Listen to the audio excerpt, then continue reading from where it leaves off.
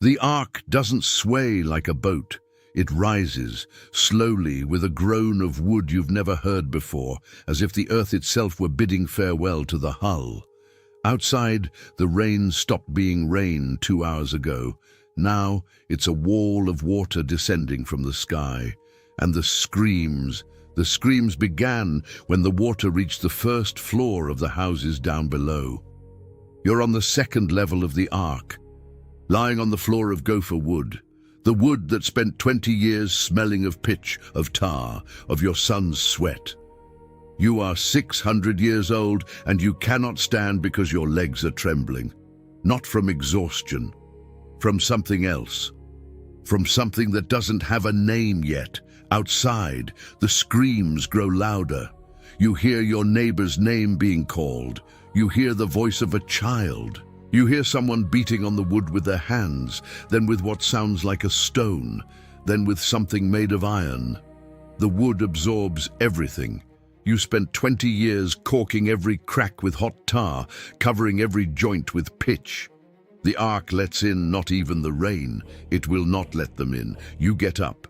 You go to the door. You place your hand on the thick wood, 2 palms thick, treated with 3 layers of pitch inside and out, and you try to open it. You can't, not because you are weak. The door was sealed last night by a hand that is not yours. You did not choose to close it. Someone closed it for you, from the outside. And that is the thing that will stay in your head for the next 370 days. But that is not the part of the story that brought you here.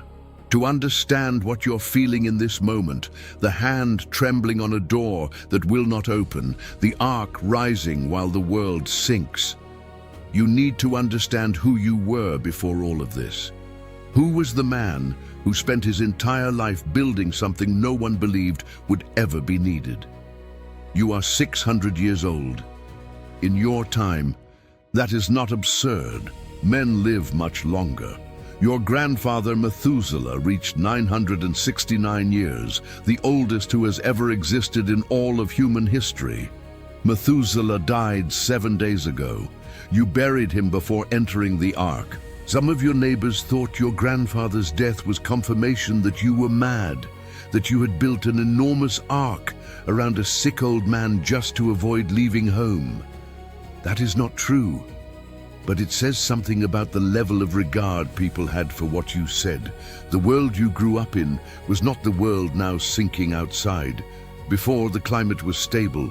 The earth gave fruit without much struggle. Animals coexisted with men in a way that today seems impossible to imagine. And there was no rain. The earth was irrigated from the bottom up. A vapor rose from the soil every morning and moistened the ground like dew, but constant, like breathing. You had never seen rain. Until the moment the rain began, no one in the world had ever seen rain. That detail people forget when they tell your story. When you spent years saying that water would fall from the sky and cover everything, they didn't laugh because they were evil. They laughed because it was physically impossible according to everything they had ever seen in their entire lives. Nobody laughs at someone who warns of a catastrophe that makes sense. People laugh at someone who describes a catastrophe that has no shape yet, that doesn't even have a name. You understand the difference. Still, it hurts. Your wife's name is Nama. It means pleasant, beautiful, serene. She was the one who stayed by your side in the early years of construction, when the ark was just a plan scratched in clay, a project that your own sons thought was the madness of an old man. Nama has no doubts. She never did. When everyone was laughing, she picked up the axe and went to cut cedar. When the neighbors threw stones, she pretended not to hear and kept on working. She has this gift you were never able to develop, the gift of silencing what doesn't matter. You don't have that gift. You hear everything. 5 years after you began construction, a man named Ture, a neighbor who lived 300 paces from your house, raised goats, had 3 sons, came to you with his arms crossed and said a phrase that stuck in your head like a thorn buried deep. Noah, you're getting too old for your own good. Ture was not cruel. He was practical. He was the kind of man who woke up early, tended his animals, planted what needed planting, and slept soundly because he had no unfinished business. He looked at the ark and saw waste. He saw timber that could be a house, labor that could be cultivated land, years you could be spending with your grandchildren.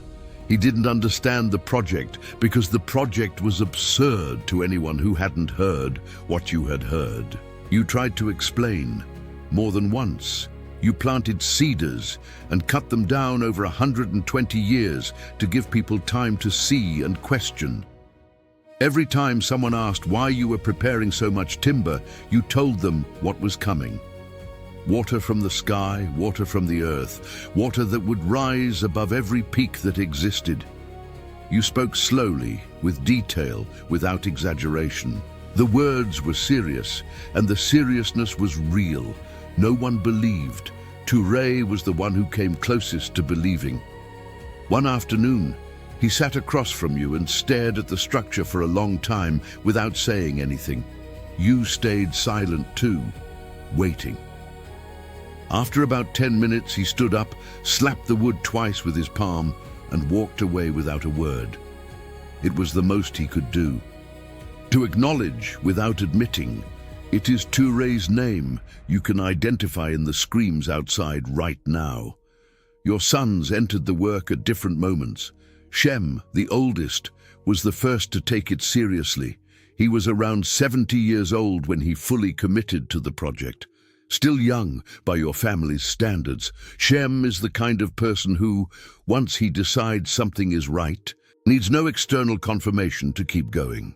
He worked the 20 years of construction with a consistency you recognized as a mirror of yourself. Ham was different. Ham needed to understand before he could believe.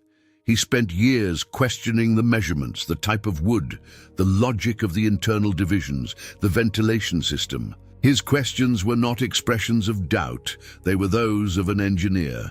In the end, when the ark was finished, Ham knew it better than anyone. Every angle, every crack, every compartment. When you boarded, it was Ham who guided you through the third level without needing a light. Japheth was the youngest and the quietest. He didn't ask many questions. He did his part and spent his afternoons teaching his children the trades he was learning from the construction. Carpentry, caulking, working with pitch. Japheth never explicitly said he believed in the flood, but the way he worked said everything. Nobody works with that kind of dedication on something they don't believe in. The ark has 3 floors, 300 cubits in length, 50 in width, 30 in height. Over 130 meters in total, a structure larger than anything a human being had ever built up to that moment.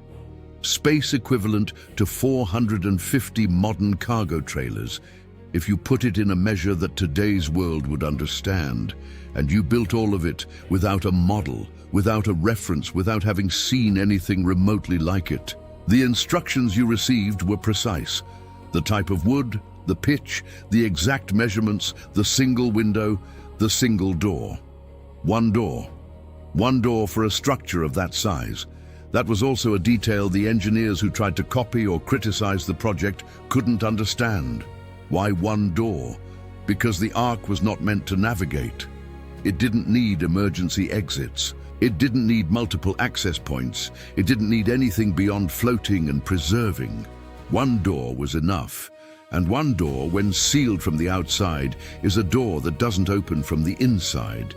And now you have your hand on that door. The ark rose further during the last hour. The screams outside changed in tone for the 3rd time. First, they were screams of shock from people who couldn't believe what they were seeing. How can water fall from the sky? Second, they were screams of panic from people trying to climb onto something, anything, a tree, a rooftop, a hillside.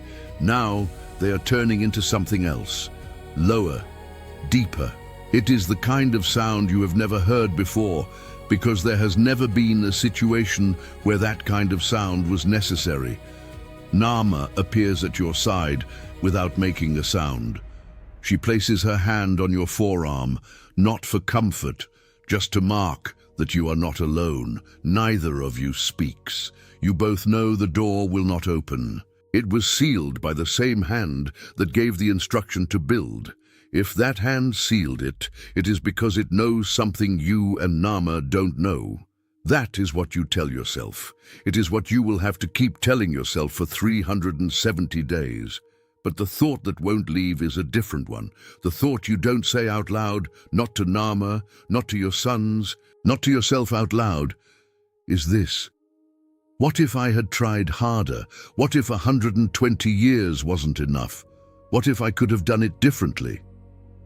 That thought will be your companion for more than a year.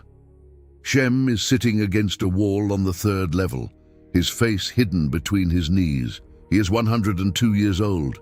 In your family, that is still young. But his face today looks aged from the inside. Shem was the son who stayed closest to the neighbors during the construction.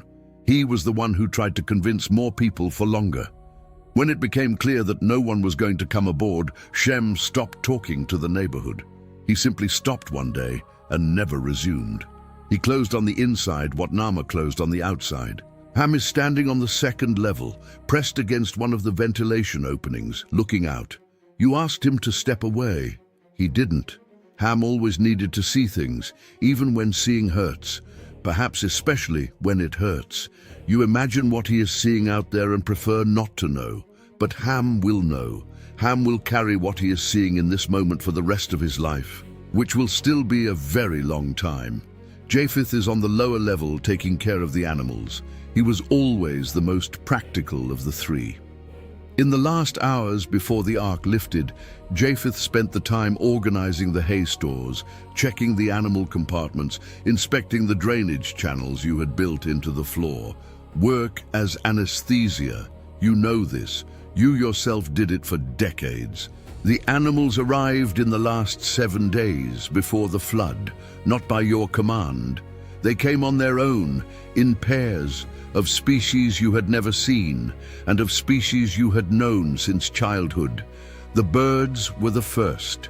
They arrived in silence without commotion, and settled into the upper compartments as if they knew where their place was. Then the small ones, then the larger ones. Last, the ones you had feared most, the predators. The lions arrived 2 days before the flood and walked directly to the compartments Japheth had prepared without looking at anyone. Your sons stood in the corridor when the lions passed.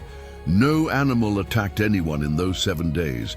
You will never fully understand what happened in those 7 days, but you will remember the smell of the animal's arrival. Earth, wet fur, the air of distant places each creature carried with it, as the smell of something far greater than yourself at work. The neighbors who came to watch you in the final days of construction didn't come to ask if they could come aboard. They came to see.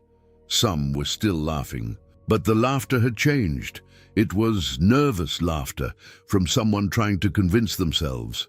Others stood in silence, watching the animals enter, calculating something they couldn't put into words. Touré came on the last day.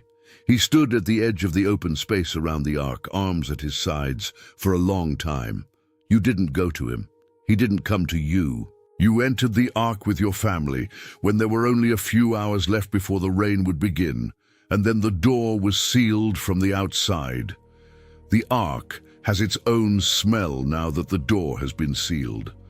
Damp wood, pitch warmed by the body heat of the animals, dung, straw, the warm and living smell of hundreds of different creatures breathing together in an enclosed space. You spent 20 years building this space, but only now, with the door sealed and the ark afloat, do you understand what you truly built.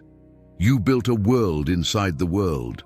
A small, dark, foul-smelling world full of labor and animal noise, a lion growling somewhere on the 1st level, birds stirring on the 3rd.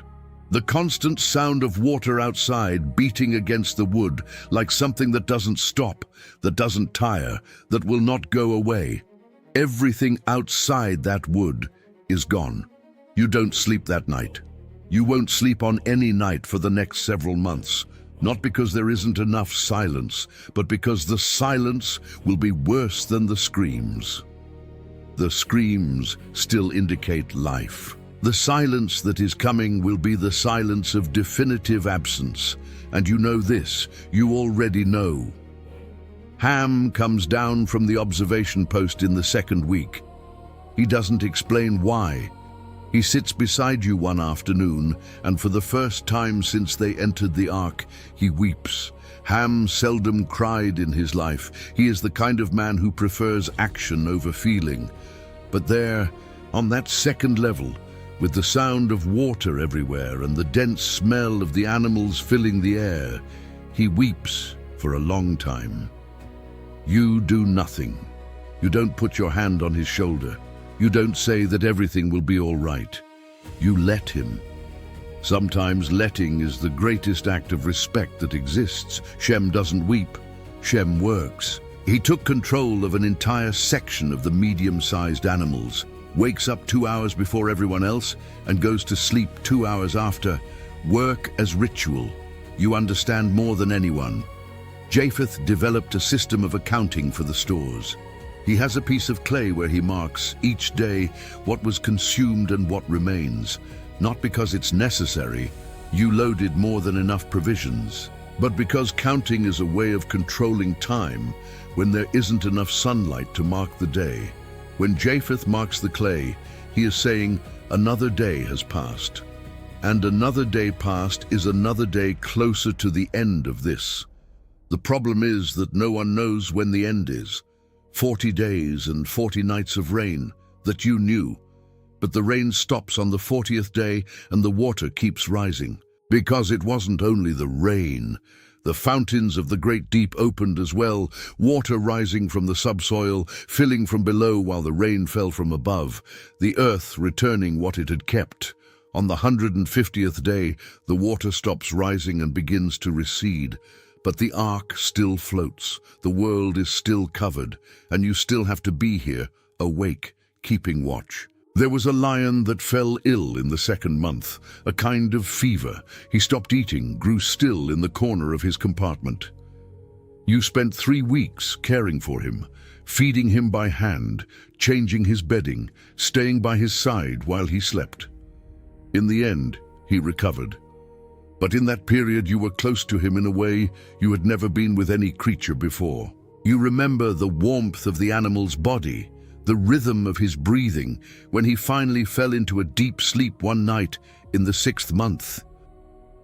There is a strange intimacy in caring for something that could kill you under normal circumstances. Nama watched you that night and said something that stayed with you.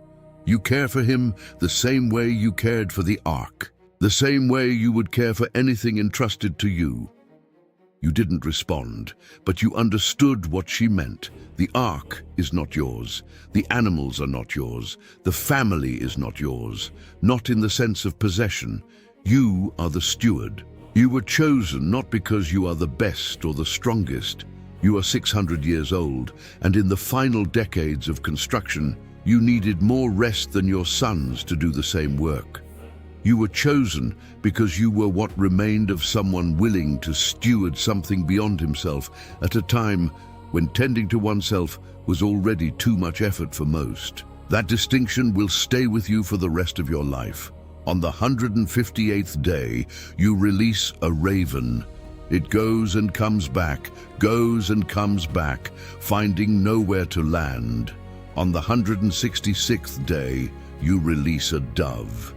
She returns with clean feet. 7 days later, you release the dove again. She returns with an olive branch in her beak. A fresh green branch with living leaves. You hold that branch for a long time. It is a piece of green plant, alive, coming from somewhere outside the Ark. It means land. It means that something survived beyond you, that the world still exists somewhere. Ham was beside you when the dove returned. He looked at the branch, looked at you, and said something. So, there was something out there that held on. And then you thought of the screams again. Because if an olive tree held on, who else might have held on? And what if? You cut the thought off before it finished. Some questions only lead to places where there is no possible answer, only additional weight. And you already carry enough weight. On the 371st day, the door opens. Not by you. It happens the same way as the sealing, an action that is not yours, that precedes any movement on your part. The light enters with violence. You spent more than a year without seeing natural light, without feeling the sun directly on your skin. The first ray that enters the ark makes you close your eyes and turn your face away. It is too much. All of it is too much at once. You stand in the doorway for a long time. Nama stands beside you. Your sons are behind you. The animals begin to move toward the exit, instinctively. The world outside is silent in a way you have never experienced, the silence of something new, the silence of a beginning. But you still can't step out. It isn't fear of what you will find out there. It is the weight of what you will not find. You know what happened.